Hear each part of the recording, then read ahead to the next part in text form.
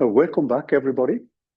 The topic this week, and which we started to scratch the surface of last week, is about the recurrent neural networks. And in a certain sense, this is a method and topic which is probably more of interest for many of you, because many of you are dealing with data which have a time dependence. And the recurrent neural networks are typically one of the entry points for dealing with temporal data. So this could be a sequence of measurements which you make over time. It could be you measuring the blood pressure of a patient under certain external inputs, and so on and so on. It could be you just measuring the velocity of an object as a function over time, and then you would like to train a network which then can make predictions based on these and these initial conditions, etc., and then make predictions on how this system will evolve over time. So in metrology, for instance, this is a very popular machine learning method. Now, I should also add that we will obviously discuss the different projects after the regular lecture. So we will have the standard sessions for those of you interested in discussing with us. I mean, that's a good opportunity. I've also added, and I will discuss that during the project session, I also have added a project which is more generic, which bakes together discriminative methods and generative methods. Now, the thing which I wanted to bring back is a little bit about the things which we discussed last week about the differential equation. That's a typical case which I also have included as an example here. So the differential equation which we studied last time is a typical example of time-dependent data, which you could then use a recurrent neural network to simulate, and then use that to make predictions. Now, in the slides this week, you will find an example where we take an oscillatory object. This is just a classical harmonic oscillations with an external force and with some damping. And the differential equation solver is the one which makes the data for us. So you solve it with methods like a Runge-Kutta method to fourth order, which is a popular method for solving differential equations. And we use that method to produce time-dependent data. Then this time-dependent data are then fed into a recurrent neural network. And then we use the network to make a prediction for times which were not included in the solution of the differential equation. So that the example which you will find here is a typical example of exactly that.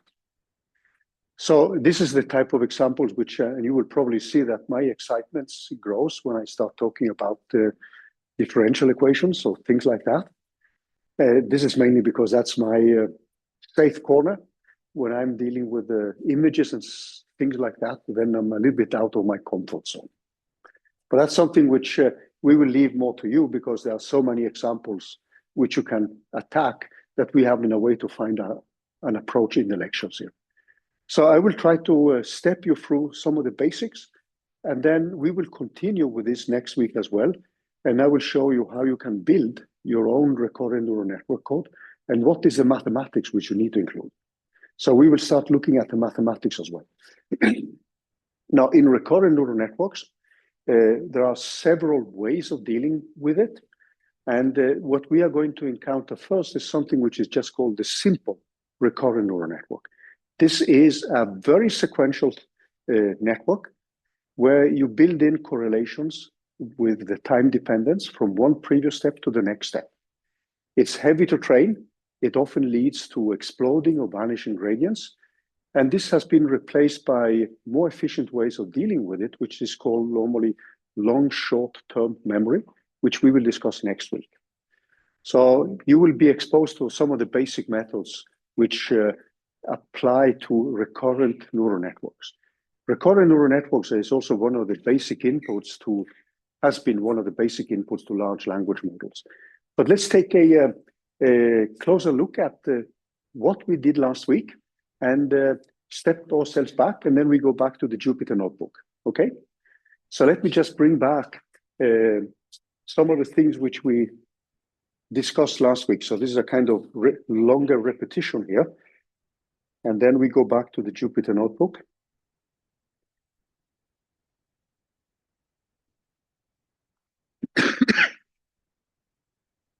So what we did last week was to take a standard differential equation. So this is just a repetition from where we ended last week, because I want to rewrite that differential equation in terms of a graphical representation. And that graphical representation is going to be the stepping stone for us towards the recurrent neural network setup. So the differential equation which we looked at was a very famous one. And the reason why I bring this up is that in the Jupyter notebook, you will find an example of a numerical code which solves this differential equation. It produces the velocity and the position as a function of time, and it uses that as an input to a recurrent neural network. Now, you may ask why we are mounting such a big gun on such an easy case, which can be solved very easily with standard differential equation solvers. So this is the equation which you will find in the slides as well. And there is a Runge-Kutta to 4-folder, which is a standard way for solving these differential equations. And that solver gives you the velocity and the position as a function of time. Now, the question is, why do we care to use a recurrent neural network to train on this data? Now, one is the pedagogical aspect, because that shows you how you can feed in data and then train a neural network. But then what you often end up with are situations where the differential equation solver is really time consuming. And it takes a lot of time to get just some few time steps. So what you would like to do then is to take this as an input and train a neural network, which hopefully then is easier to train from a computational point of view. Then when you have trained the network, you have made a model with which you can make predictions. So that's the kind of overarching way of looking at it. Now, in this specific case, we know how to solve these equations. We are not getting any new insights. So everything you will see here is just mainly from the pedagogical point of view, okay? So you can see how you can bake in a classical differential equation solver with a recurrent neural network, okay? So feel free then to take these examples and just replace the data set which I have with your data set. So let's look at what we did last time. So one of the things which you typically end up doing is to rewrite this equation in terms of two first-order differential equations, because we have this differential equation, and then we have one for the position, which is the first term. And then you would rewrite this. If you now look at the equation which we have here, well, this is just the first derivative of the velocity.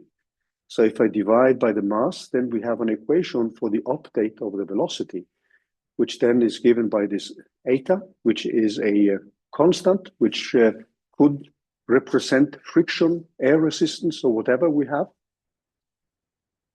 because it's multiplied with the velocity. So this is a function of velocity. I'm skipping the time dependence. So velocity and position have a time dependence. So this plus m, and this is plus f, which is now an external force. And you know that if you take away the external force with a damping term, that means this velocity dependent term, then the object will come to rest after some time. And this is probably something, if you're taking a course in mechanics, this is an example which you've seen tons of times. And then if you apply an external force, then you can force it to oscillate back and forth, like the pendulum which we have in the entrance here. That's a typical example of a small engine which drives the pendulum back and forth. So what we did last week was actually to rewrite this last equation, or the velocity, in terms of a graph. And that graph gives you the basics of what the recurrent neural network is doing. So let's take a closer look at that, what we did last week. So typically what we would do then is that if we now leave out the position and focus only on the velocity, we know that I can rewrite the velocity when I discretize in terms of a new velocity, a new time step, in terms of the previous one. So this is us just discretizing the first derivative using Euler's method. Then we have a delta t, a time step. And I'm relabeling this as a force with a tilde. So we would have a force at a time t of I. So these i's refer to a given time step. And then I would have minus. And then I've simply relabeled this one as a parameter delta. Then I relabel this one as a parameter alpha. So I would have a minus alpha v of I minus a delta x of I. This is now my discretized differential equation using Euler's method, where we have simply approximated the first derivative with what's normally called Euler's formula for the derivative. Okay, I am assuming that you guys are familiar with that. Okay, so this gives us the typical recipe when you're solving this as a standard differential equation. You can use Euler's method, which is not very reliable because it scales like delta t squared. So it's not the best method. The typical method you would use is something like the Runge-Kutta family of methods. And in that case, like the program which you have, the error scales like, or the truncation you do in the calculation of derivatives scales like delta t to the power of 5, which is much better. Now, when we did this, what we did was simply to rewrite this in terms of a new equation, which we call v of I plus some function f, which we haven't specified. In terms of the variables, v of I, it takes a time t of I. It has the force at this step I, and it depends also on this delta t. So we just wrote it like that as a specific function here. Now, what we did then was to write this in a graphical way, because typically you would initialize everything at a time t0. So let me just wait a little bit so people get time to write down. So what we would do then is define a time t0, and that gives us an initial condition of v of t0, which we simply wrote as v0. So what we could think of then, when we look at this system, if we want to write this in a graphical way, we start with v0. This feeds into this function, a box which the way we wrote it, as an f of 0. So that gets as an input this external force, F0, and the initial position, x0. So you could now think of the system of equations which we have. We know this function, f of 0, because we have set up a formula for updating the velocities. So this is a known function. It receives some input, the external force, and it produces some output. So if we want to look at this differential equation in terms of a graph, then we produce a new velocity. This new velocity goes into the function f0, and then we can produce an f1 here. It receives some external input, f1 and x1, some positions. So when we are updating the velocities, we are now simply assuming that these are being updated, or it could be an information through a measurement. So you don't need to think of this as a solution of a differential equation, but you could simply think of this as you measuring the velocities at different time steps. You have some input forces that influences the system in some specific way. It changes the velocity as a function of time, etc., etc. And this obviously just continues. It produces then a new velocity, v2, and this continues all the way till the final velocity, v of n, which goes into this box, which we called f of n. This is actually, I should be a little bit careful here. This is a v of n minus 1, and it receives an input, an external force being applied at a position xn, and the final object which we get is the final velocity at the time.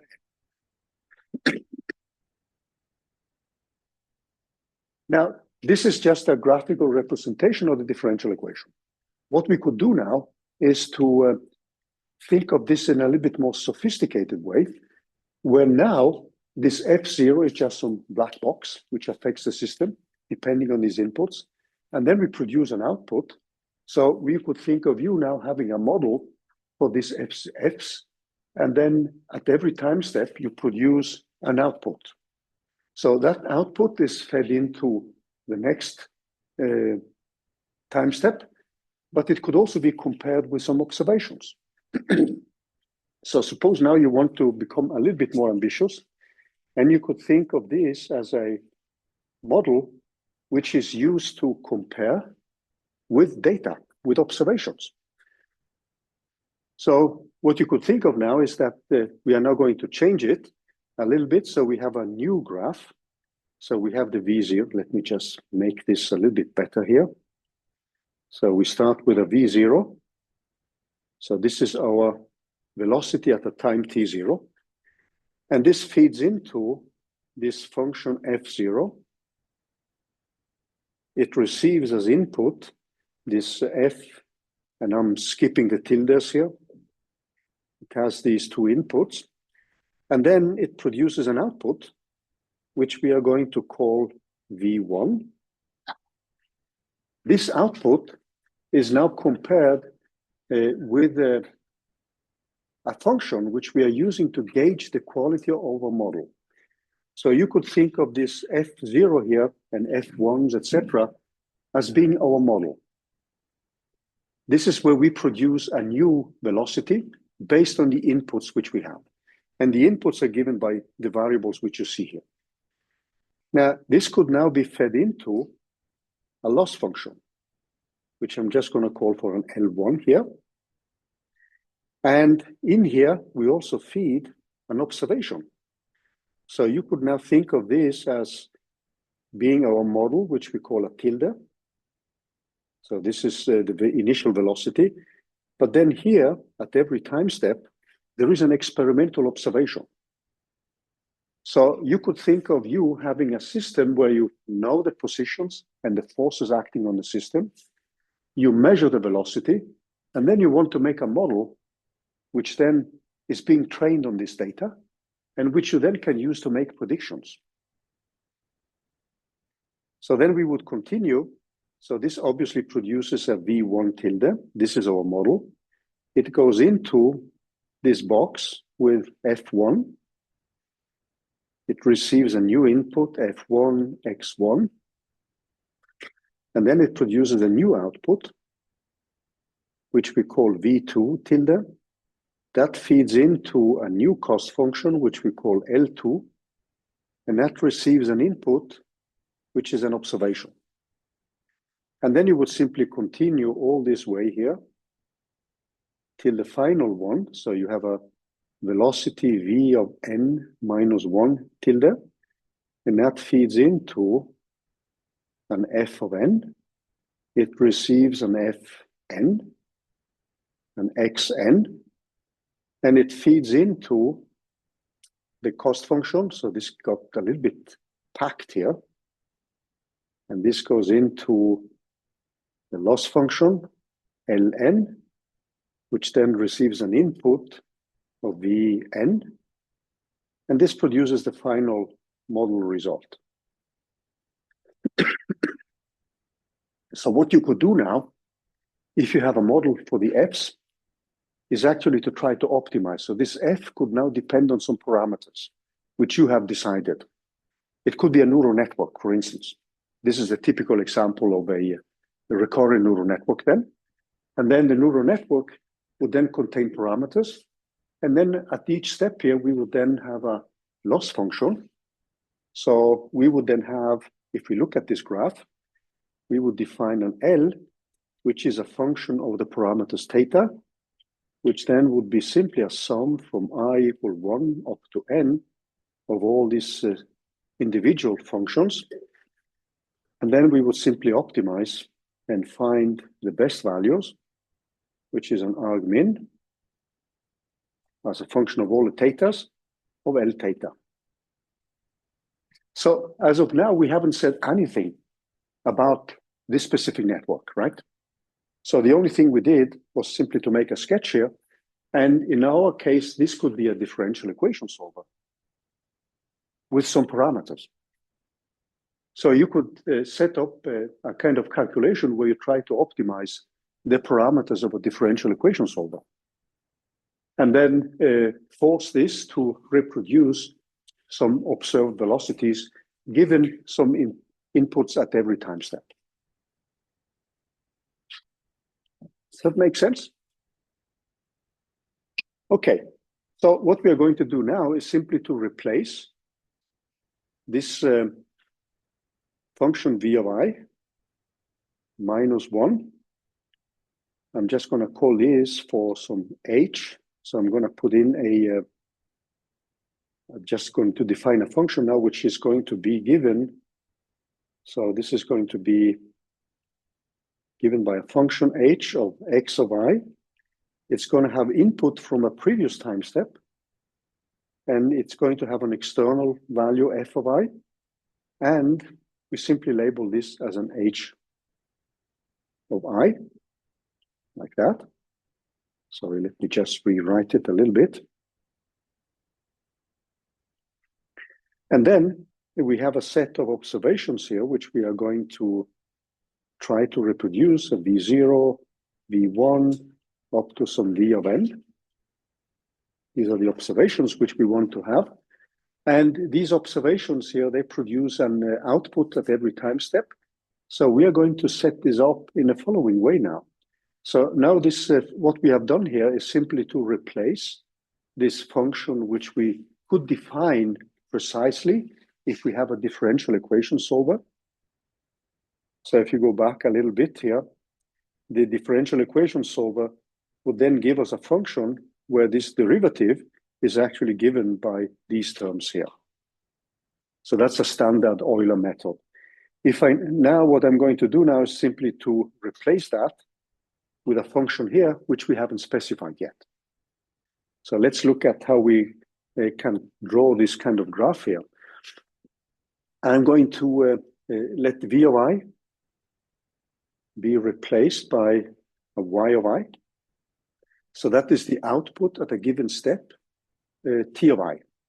So let's just write it. So this is the output of the model at step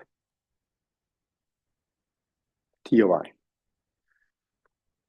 So that means that when we now are going to set this up in a more fancy way, so we are going to also have a y of I tilde, which is going to be the model output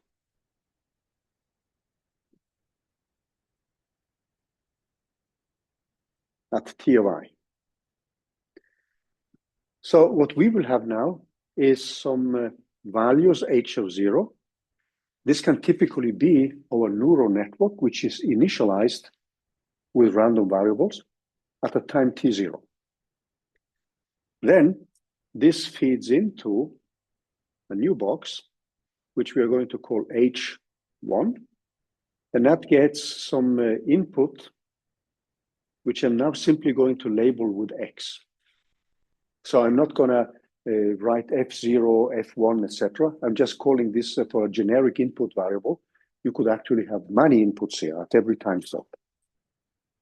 Then this, or let me just try to squeeze it in to give more space here, because else it's going to be, the figure's not going to be so nice here. So I have my y h0, which feeds in to this h1. That gets an input, x1. It produces an output, which I'm going to call for y1 tilde. This feeds into a loss function, L1, and that is compared with an observation. This is our target value. Now, these H's, they can be neural networks. They can be convolutional neural networks. If you're looking at images with a time dependence. This H can be a shallow neural network with just one hidden layer, or it can be a deep neural network. So what we are putting in here depends on the type of problem which we are looking at.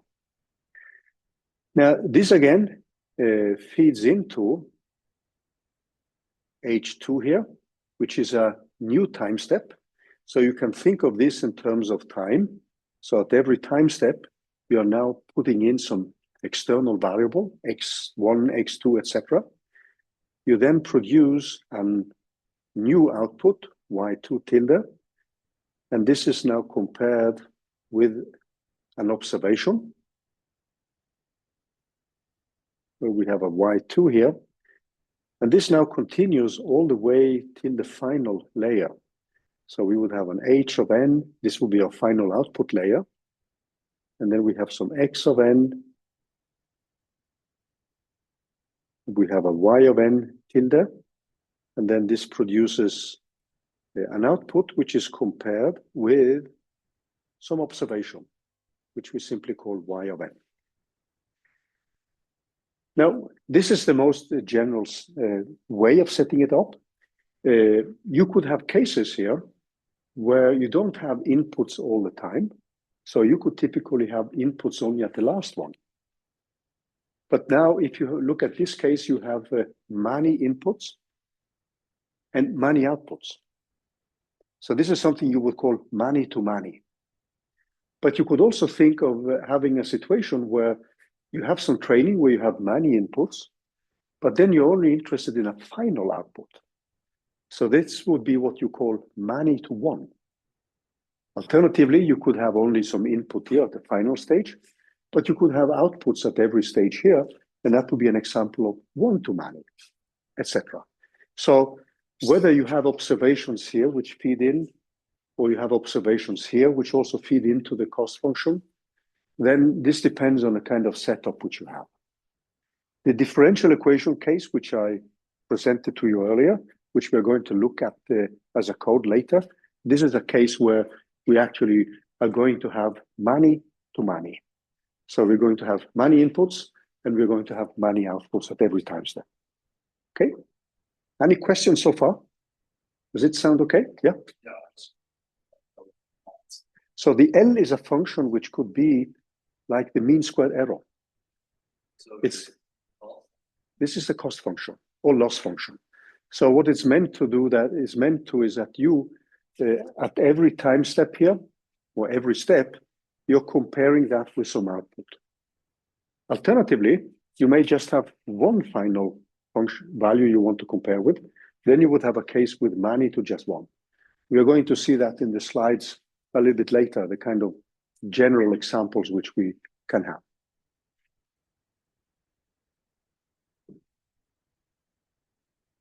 So what we are going to train then is a set of parameters.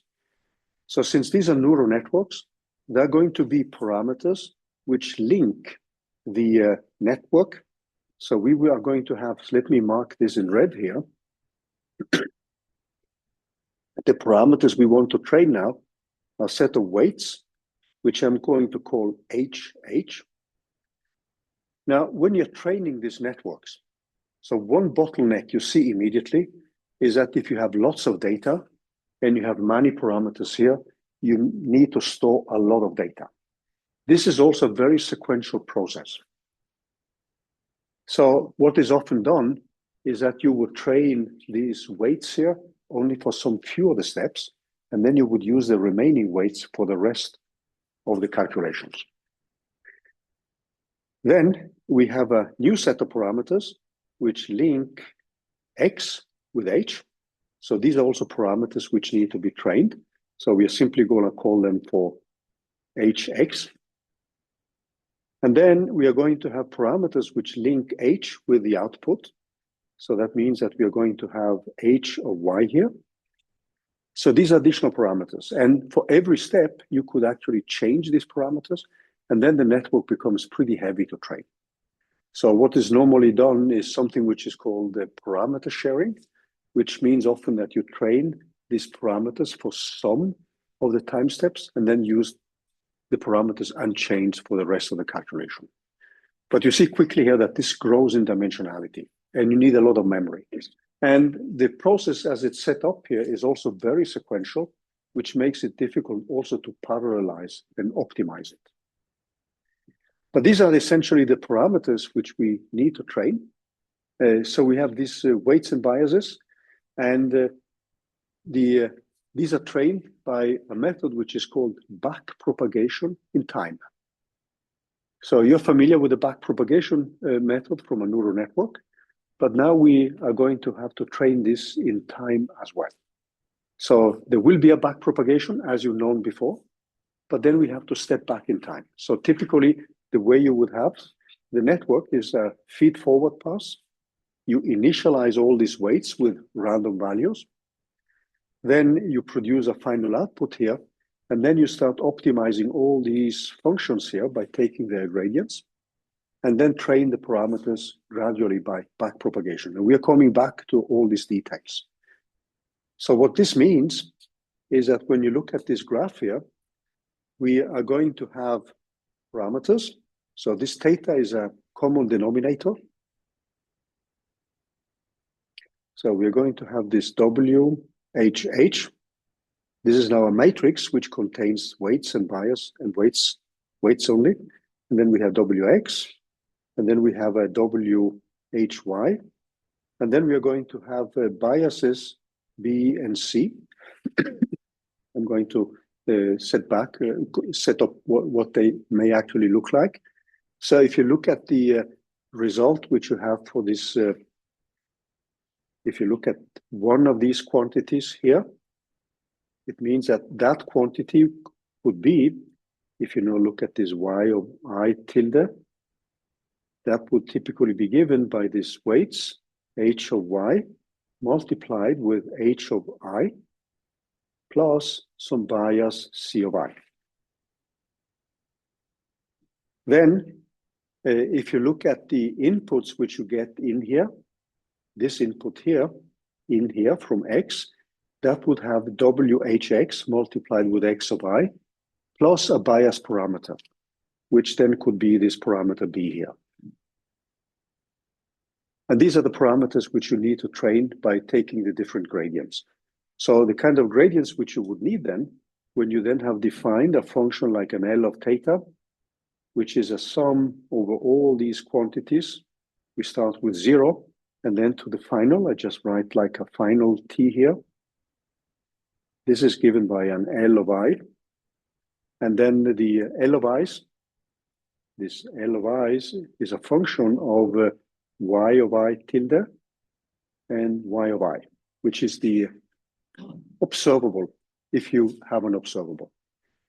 So what we will need then, when we are setting up the network, is something which is called backpropagation in time. And next week, we are going to look into more details on how we actually do the backpropagation in time and go through the basic mathematics of that. So the backpropagation in time is the way we train these quantities. And that means that what we need then is a feed-forward pass, as before.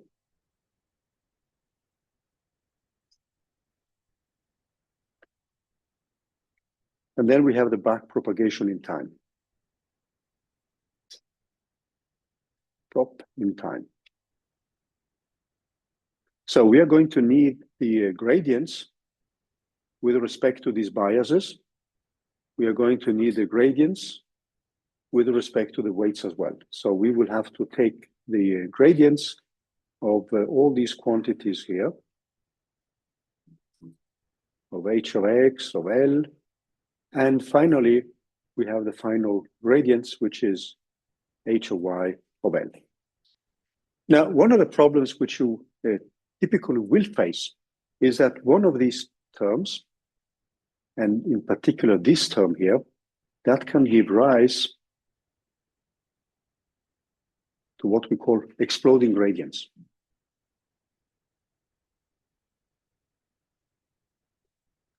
And we're going to take a look at how this takes place before we go back and look at the simple recurrent neural network in more detail and also on how we can implement it. But let's now look at the case where this term here can actually lead to either vanishing or exploding gradients. So if I look at my gradients, which we have to calculate, so typically, let's now shorten things a little bit. So we take this weights which connect, yeah. Why is that? We're going to see it now, actually, because this term is the one which gets multiplied throughout the whole network. And the other ones are not, because the other ones are actually only terms which come in here. Whereas when you're looking at the concatenation here, you will see that in the simpler model, which I'm going to make now, this WHHH is going to be, if we now keep the same term throughout the network, you will see then that these terms keep multiplying. And I will show you now with some simple mathematics why these gradients can explode. So let's take a look at it. You can also have vanishing gradients, and that's another type of problem which we are familiar with from neural networks, exploding and vanishing gradients. So if we now just simplify things and just call this for W, so what we need then is something like this derivative here for every individual cost function. And this is simply going to be given by DL if we just use the chain rule of D of Y, and then we have a D of Y and D H of Y, and then we have a D H of Y of D of Y. So I'm going to make some further simplification here. So this Y of I tilde is something which I'm simply going to call Y of I here, just to make things simpler in the notation. So these derivatives which we have now, this final derivative here, is actually the product of the previous steps which we have. So if I look at this dH y of dw, so I'm assuming now that I'm sharing the parameters.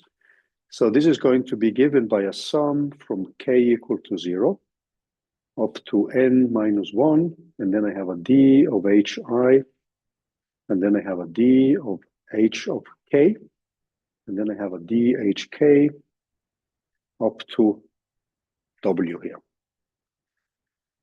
So this is normally computed as a multiplication of adjacent time steps. So this is computed as a multiplication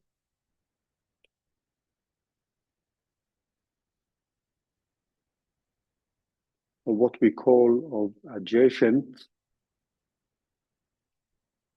time steps.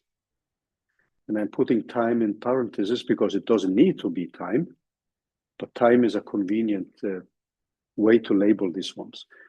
So it means that this d of h of k,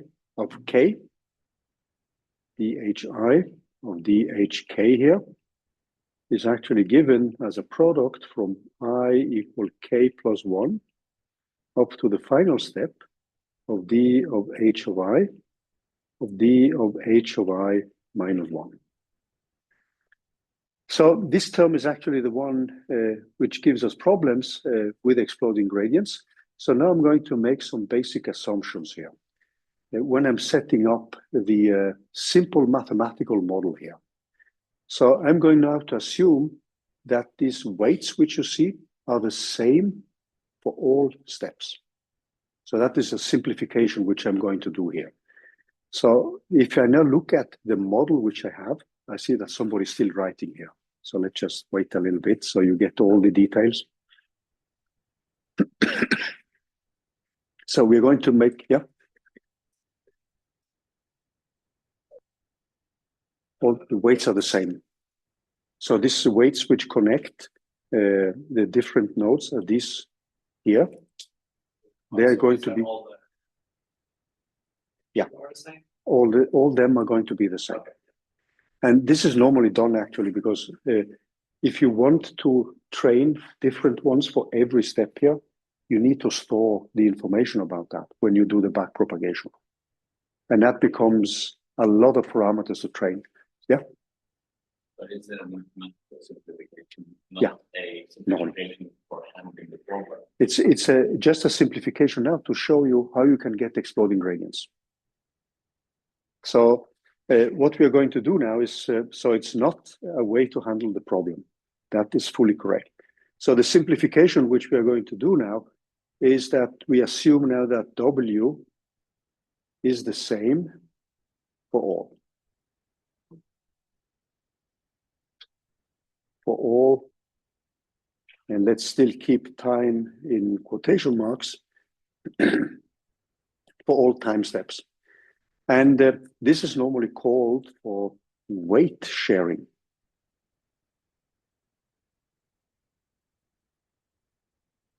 And it's actually something which is implemented when you train a recurrent neural network in order to avoid just an exploding memory need. And also, obviously, an exploding training. So that means that our new variables, h of I, are going to be given by the weights times the previous outputs. So this is pretty close to what you have with a neural network, where you have the new inputs to the nodes given by the weights times the output from the previous layer. Then what that means, if I now look at this equation here, it means that my h of I can actually be written as W times W times W all the way down to W times H0. So it actually looks like a Markov chain here. So we would simply write this as a WI, W to the power of I, multiplied with H0. So this is normally called the power method. Now, what we are going to do now is the following. We are going to assume that this matrix W, because it's a matrix, can be diagonalized. And we can then expand these quantities in terms of the eigenvalues, eigenvectors of that matrix. So suppose we can diagonalize,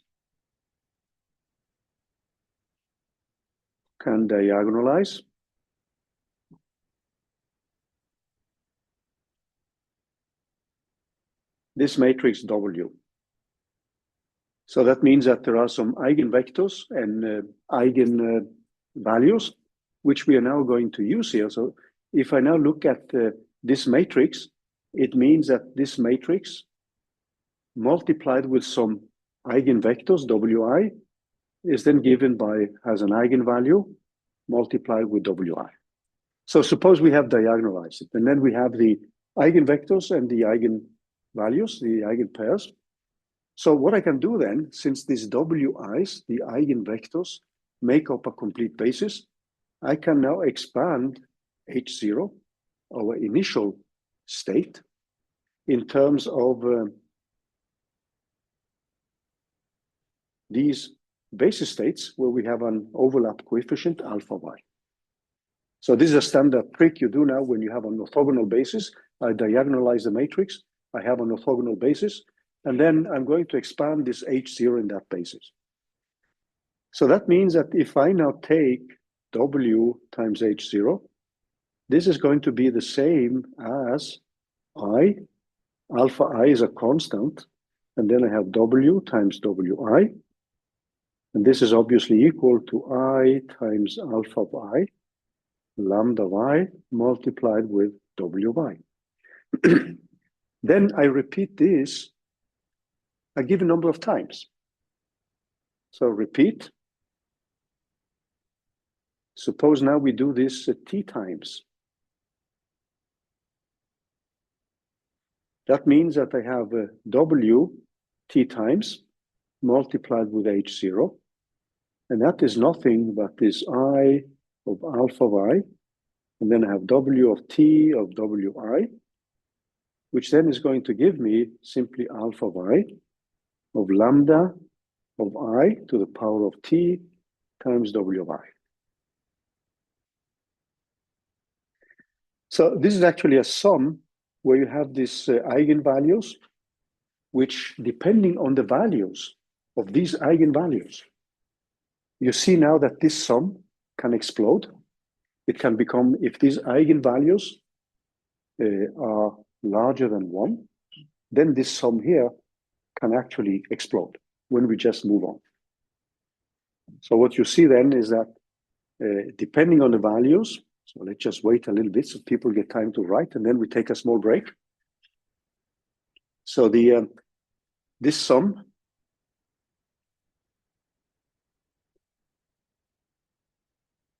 with these values lambda j of t, actually used I here, so let's just be can vanish or explode.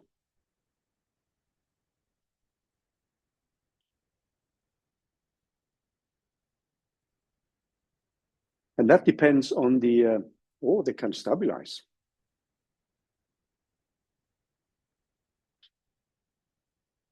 And that depends on the magnitude of these eigenvalues.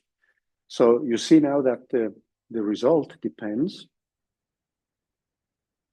on the magnitude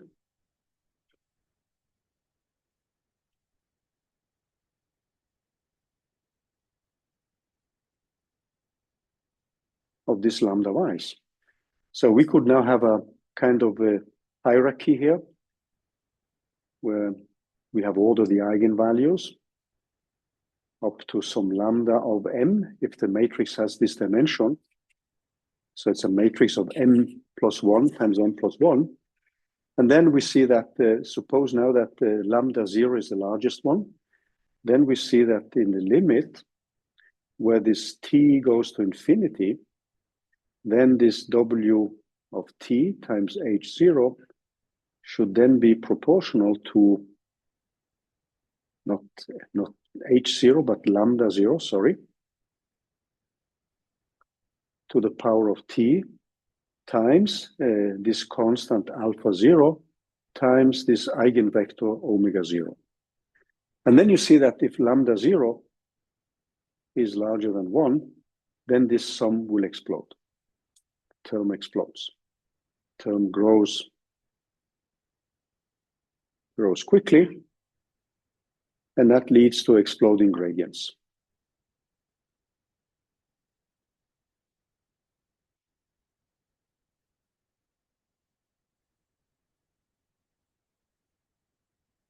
So this was a kind of simple demonstrations on why you can have the problem with exploding gradients when you're calculating all these nested derivatives.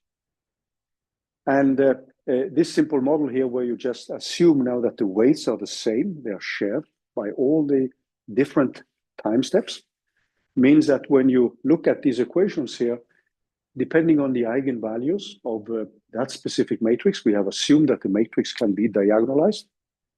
Then this is a simple demonstration of why these gradients can explode. Alternatively, if these eigenvalues are very small, then the gradients can vanish. So if the largest eigenvalue is 0.01 and you do this 100 times, you can then see also that you end up in a situation where the gradients can vanish. So this is a problem with the back propagation in time, which is also addressed by modified methods like long short-term memories, and which we will come back to next week. But this is just a kind of a simplified modeling of the derivatives, which you will have to deal with in a standard recurrent neural network, or what in the literature is called simple RNN. So if you're using TensorFlow, for instance, you would simply call simple RNN as a neural network which is set up according to the recipe which we have, or the setup which you have here. I went a little bit over time here, but I just wanted to conclude this simple argument about why you can get exploding gradients. And then after the break, we are going to look a little bit more at the structure of the equations, and then look at examples on how we can implement it. And next week, we are going to dive more into the mathematics of how we actually set up the back propagation. So after that, we are going to go into autoencoders and transformers, which will be the last part of the discriminative methods, before we start with generative methods.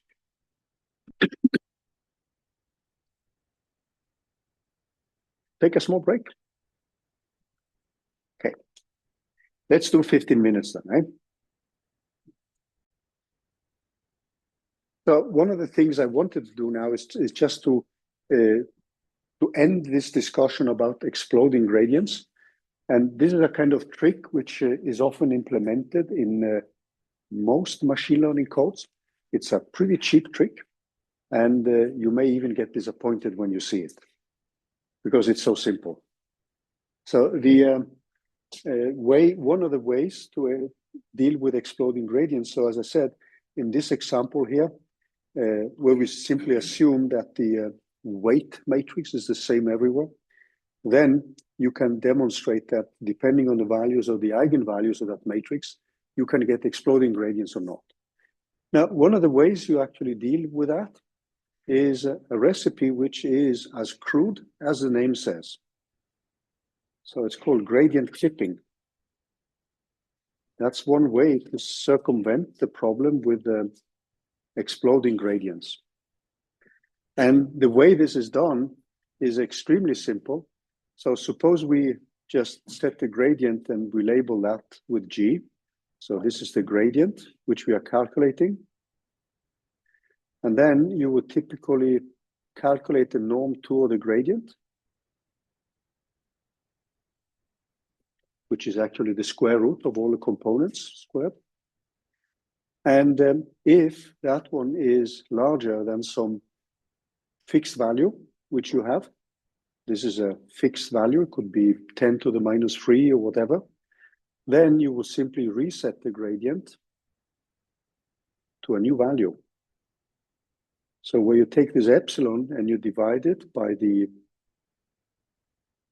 norm 2 of the vector and multiply with a vector again. So this is called gradient clipping.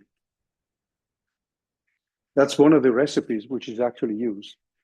There are more recipes, and I invite you to take a look into literature, especially the textbook by Courville, Benjo, and I always forget the third guy here, but that's a standard textbook on machine learning. And probably the name will come back at the end of the lecture. Anyway, what I want to do now is to go back to the Jupyter notebook, and let's use that one for the rest of the lecture so that we can look at more the mathematics next week. So in the slides here, you will find a lot of general arguments about the recurrent neural networks. I'm not going to say more about that. You can read it yourself. And in the beginning, there is a simple, very simple one using PyTorch.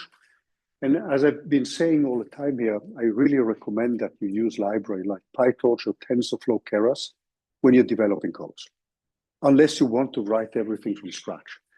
So this example here is extremely simple. So we are just generating a sine function. We use that sine function to make a data set for sequence generation. So this is just sine as a function of a variable t. And then you just write out the data set for, let's say, 1,000 values. And then you train on, let's say, the 800 first values. And then you use the train model to make a prediction for the remaining 200 values, just to give you an example. So this is pretty close to how you would use this in connection with a differential equation. So you can train, so in this case, the model is trained using a mean squared error, and you can train it with the Adam optimizer or even simpler optimizers. So often in many of these functions, the Adam optimizer is a kind of default optimizer. And then you can generate predictions and then plot the results. So the kind of data set here is just t going from 0 to 10 times pi. You take 1,000 points. You can add some noise if you want to, or you can just leave it out. Probably many of you have seen it like this before. And you can then train it. So this is an example of how you would use PyTorch. So this is just the generation of the data. So this is the sine function. And you will see that this is not that exciting. So you have a sine, you can have a cosine, you can have a sum of two frequencies, you can have damped oscillations. So there are many examples which you can play around with.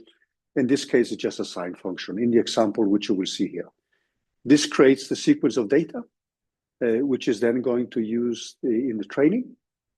And when you have that, so this is just generating the oscillatory data. The thing which is interesting for us now, this now just reads in the data set and it splits it into train and test. So typically you have with 1,000 points, the 81st% goes into training, and then the remaining 20% is test.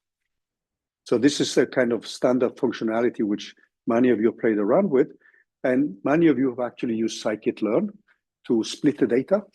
But keep in mind that with PyTorch, you have the possibility to use their own native functions for splitting the data. So these are just examples on how you set up the data. And then the thing which is interesting for us, and we are coming back to this example because it contains also the long short-term memory. But this is the way you simply would set up a simple RNN. And in here, you have the hidden size, the number of layers which you need to specify. And this sets up the basic training for the simple RNN. And this is called, when you use PyTorch, it's just called RNN. It has a forward step, you are setting up the functions you want, and by default, this normally takes a tanh as an activation function. You can use a large short-term memory model, and in that case, you would simply call that with LSTM, as you see here. So PyTorch, at the end of the slides for this week, there is a corresponding example using TensorFlow, which we are coming back to a little bit later. But now I just wanted to show you how, in how simple terms you can set up this functionality with PyTorch. And I know that many of you prefer to use PyTorch instead of TensorFlow. Now, when you then do that, you have the training. So this, then you have the training functions. You split it in, you have the forward pass, the backward pass, the way you calculate the kind of optimizers you have. So in this case, it's just a plain gradient descent. Then you have the evaluation. You compare the data, train model here. So these are all kinds of basic background functions. Then you generate the predictions when you have done the training. And the thing which is important for us now, if you keep away this visualization here. So I should say one thing. In many of these codes, which you will find here, what I have typically done, because I had lots of codes which I developed over time, but the thing which is boring, which takes a lot of time, is actually to make the plots. So typically what I do then is I take my codes and then I would use Claude Anthropic and then just ask Claude Anthropic, make nice plots for me. Well, I wouldn't just write it like that, make nice plots. But you know, this part of the coding, the visualization is often the part which is a little bit boring and where you can waste a lot of time. So I really recommend using this tool. So I've been using that, I use it quite often because I have lots of codes which I have developed over time. And my research pipeline has often been inefficient in the sense that I would run a C++ program, I would print a file, I would then make the plots, and then I will go through the different plots. But then you can actually unite your programs in a much more efficient way. And with a Jupyter Notebook, you can actually make plots quickly. Instead of me, the way I would do it, I would go to the matplotlib library, and then I would search in that library till I found the example which I liked. And then I would simply copy that example and then adjust it to the way I wanted it to be. That could easily take a week, right? When I use this, like this code here, I just grind it through my original codes in Claude Anthropic or Claude Code, and then it made this the plotting functionality. So a lot of the plotting functionality, which you see in my lecture notes, have actually been generated automatically. Well, I know what kind of plots I want to have, okay? But this is a tool which I really recommend because you can then, if you look at the visualizations here, there's a lot of blah, blah. But you can see now after the generation here, you can look at the original time series. So we train up to 80% of the data, and the rest is just a prediction. And you can see the prediction here. And the prediction with the train true, the train prediction, the test true, and the test prediction. So this is a very efficient way of actually plotting your results. You can see the loss functions here. These are the predictions with the standard recurrent neural network, the way which we are going to remove next week when we discuss long short-term memory and the GRU predictions. And then you can also look at the mean squared errors, the typical error with a simple RNN, and with the LSTM, etc. And you can compare the models and look at the loss functions, etc., etc. So this is something which I strongly recommend to use. It makes you much more productive, because when you've made a plot, I mean, let's say making new ones is a satisfaction itself, but you don't gain a deeper insight about the problem by making new plots, right? So I really, when you're working with the projects, I strongly recommend using these tools. It makes life much easier. And you can focus on interesting science. Any questions? So I belong to the people who really recommend use these tools. Because if you know what you are looking after, we can focus on the insights about the methods and the problems. And then all these kind of things which float around is something which you can make more efficient in your work pipeline with automatic generation of, let's say, plotting functionalities.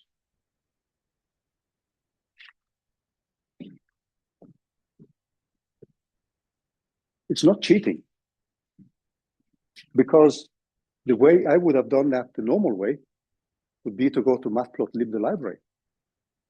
And there somebody had made an example. If I was lucky, I found an example which it fit my needs. This is what I did normally before.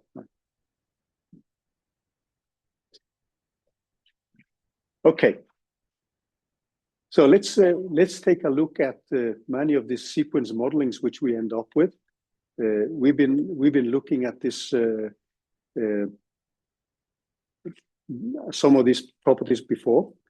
And there are some problems with these RNNs, the simple ones. They can oscillate. So this is an unpleasant feature. They can settle to specific points. They can also behave chaotically, but they can also potentially learn to implement lots of small programs that each capture a nugget of knowledge and run it in parallel, interacting to produce very complicated effects. Normally, the computational needs actually makes them pretty hard. So I borrowed these figures from the textbook by Rashka, and let me shrink a little bit this size here so you can see that in the screen properly. So a typical simple RNN, as we have been discussing it, is if we want to compactify it, you have a given time step, you have this loop here, which then represents the recurrent properties of the network. And we have been looking at, and the case which you will see in more detail is actually the solution of a differential equation of this type. And so this is what we did on the whiteboard before the break. So if you now look at the network, what you would typically have then is a set of hidden layers here. And then you have the output and you have the input, as we discussed before the break.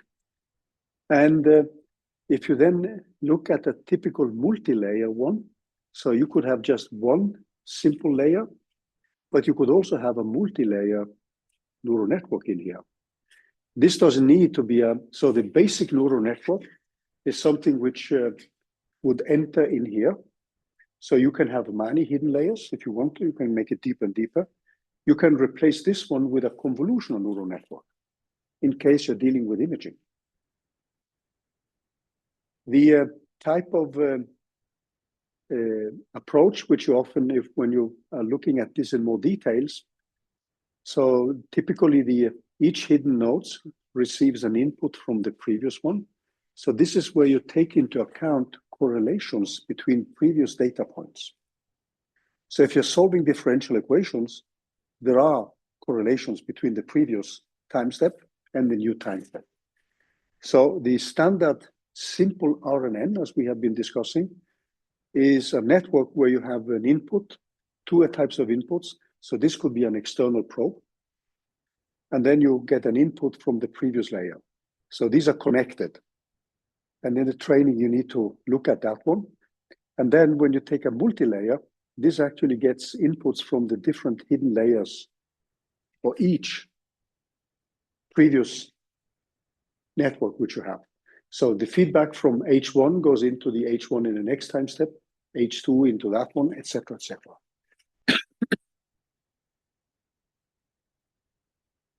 Then you have, as we mentioned before the break, you have different modeling tasks.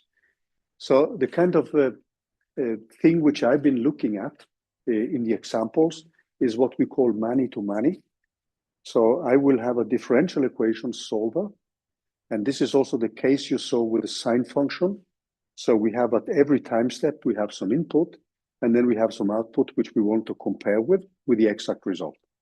So in my case, for the differential equation solver, you would typically have a force which feeds in and a position which feeds into the velocity. And that would be a situation like many-to-many. But you could just have one type of input, and you could have outputs in every stage. You could have many-to-one, as I said, one-to-many, and also a situation where you can have less outputs in the beginning, and then you have some observations here. So this could be you having an experimental setup where you have some inputs in the beginning, you don't have any outputs, maybe you didn't get any outputs, and then you have some outputs at the end. So the networks do actually have this flexibility when you define the data set.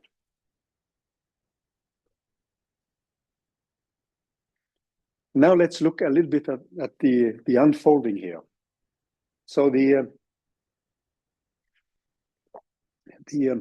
typical parameters which we have to fit, as we discussed last time. So we would have the hidden to hidden parameters. We have the hidden to the output of the network. And then we have X into the hidden. So that means that we have, as we discussed before the break, we would have 3 sets of parameters here.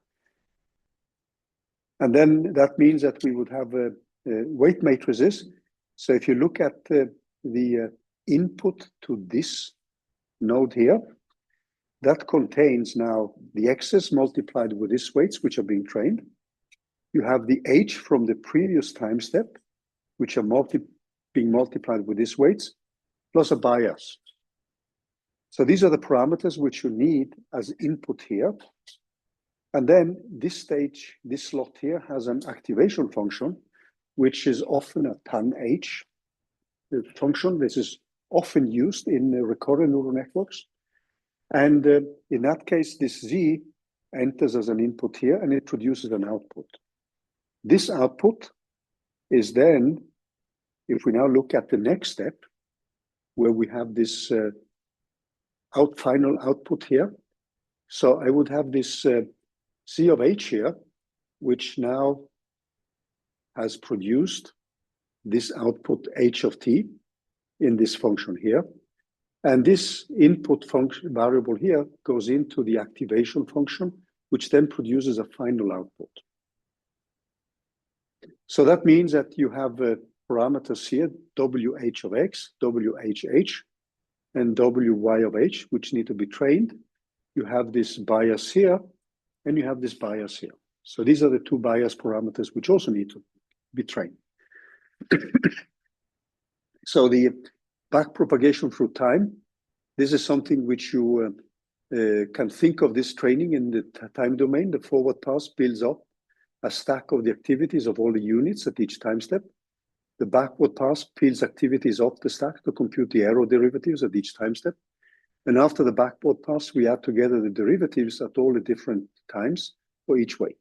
So next week, we are going to look a little bit more into the details of these operations here. And we discussed the problem of exploding gradients, so I'm not going to repeat that. So you will find a summary of many of the things we discussed before the break. But this is the basic mathematical setup which we end up having. So these are the parameters which we are going to train. And overall then, the loss function can be computed as a sum over all the time steps which you have. And at the end then, when you look at the back propagation in time, we need to set up all these different derivatives, and this is normally done by the chain rule. And this is what we actually discussed before the break. So what you will find in here is essentially just a reminder of what we did before the break. So you have, yep. Is it normally done by the chain? Say again. It's normally done by the chain. No, this is the chain rule basically. Back propagation is the implementation of the chain rule. Nothing but that, yeah. Yeah, I don't think I know of any other option than that. So, and then when you do this now, what you end up with, if you look at, for instance, this quantity, and this is the quantity which we set up before the break, when we looked at the possibilities of exploding gradients. So I'm just reminding you a little bit of what we did before the break. And this is again just an implementation of the chain rule, and there are actually many interesting works if you want to look up more closely. So I should also say that these methods have actually been around for quite many years. So the back propagation algorithm itself was something which was proposed in the early 80s. Now, one of the reasons why many of these neural networks methods didn't take off before 2010 has to do with computational power, but also with the understanding of the training in terms of weights and biases and how you initialize the system. So these were kind of different elements which were needed to get a proper understanding on how to train the networks in an efficient way. And with high performance computing nowadays, I mean, these things are things which you can easily run on GPUs. So with the power which you have for GPUs, these are calculations which can be done rather smoothly nowadays. So many of the methods, as you can see here, like the recurrent neural networks were actually proposed in the 80s. The back propagation through time was something which was proposed, as you can see, in 1990. And this is essentially just the application of the chain rule. So you can see this is basically the equations which we discussed before the break, and the problematic case is actually these derivatives here with the exploding or vanishing gradients. So I'm going to, these are things which I want to go a little bit more through to in next week. But a typical summary, actually relabel these matrices. This is the W of H of X. This is the W which connects the hidden layers. And this is the matrix which connect the output. They are the parameters we need to train. The output from the hidden layer is normally modulated by a tan function with a bias value, which needs to be trained. And the output from the hidden layer is normally given also by a tan H function. And the output from the training at a given stage is in turn compared with the observations. So one example which you will see here, and this is this example which I mentioned before, this is a solution of a differential equation. And in this case, I'm looking at a oscillatory motion. And the example which I'm dealing with is an example where I have a force with some parameter gamma. I have an external force which is given by a cosine. It has a parameter here. And then it has a typical harmonic oscillator oscillation type. So you have X here. So this is actually the spring force which I get with an external force which is being applied and a damping parameter. And it uses a Runge-Kutta to fourth order to generate the data. And here I'm just setting up. So this is my algorithm for generating the data. And you can see here that the parameters you see here are typical parameters for the Runge-Kutta differential equation solver. And I integrate from 0 to 20. This is dimensionless time. I have velocities and positions. I initialize my velocity to 0, initial position to 1. And then I just set some parameters because I want to look at a case which doesn't give me chaotic motion. So you could train this for chaotic motion, and then you would see that often then the fit with a neural network is not very good because you are entering the region of chaotic motion. So the case which I picked here is a very simple case where you now see I have a starting point, and then it would have been if I didn't include the external force. So if I take away the external force here, for instance, just to give you an example, then this would just have given you some damped motion. So if you just plot it, this is what you would get. So you have some oscillations in the beginning, and then the damping kicks in, and this is typically called undercritical damping. So if you have taken a course in mechanics, you've probably seen plots like this. If you then add the external force, then you will avoid the damping, and the system will then oscillate according to the frequency of the force. And this is what you see here. So the force actually does force the system to oscillate according to its amplitude and to its frequency. So this is what is being used to train the data. And then what I'm having here is my ordinary differential equation solver, which is plugged in here. That creates my data. Instead of the sine function, I use now the differential equation solver, and I train that for a specific period, and I use that as a model. And in this specific case, I just took the LSTM, but you could replace that one with a simple RNN. And here you have to specify the hidden size, number of layers, etc. These are parameters which you need to specify when you're going to run it. And these are things which come in here. So you define the number of epochs, you define the number of batches, you define the type of loss functions you want to deal with, etc., etc. So these are things which I guess most of you are familiar with, since most of you have programmed a neural network. And if you let this run, and you look at all the plots here, this is what you would get. You have the ordinary differential equation solution here, and you can look at the predictions when you have this nice solver here. And this, so we train with 80% of the data, and then it just the rest is just a prediction. So for those of you who are interested in dealing with, let's say, some differential equations, and you want to fit this with an RNN, this is an example which could be used in the project. Alternatively, I know that many of you have time-dependent data, and you would like to fit some model which reproduces the data. And I know that many of you are not dealing with classification problems. If you're dealing with a classification problem, then you would have to change typically the hidden structure with a CNN in order to recognize images.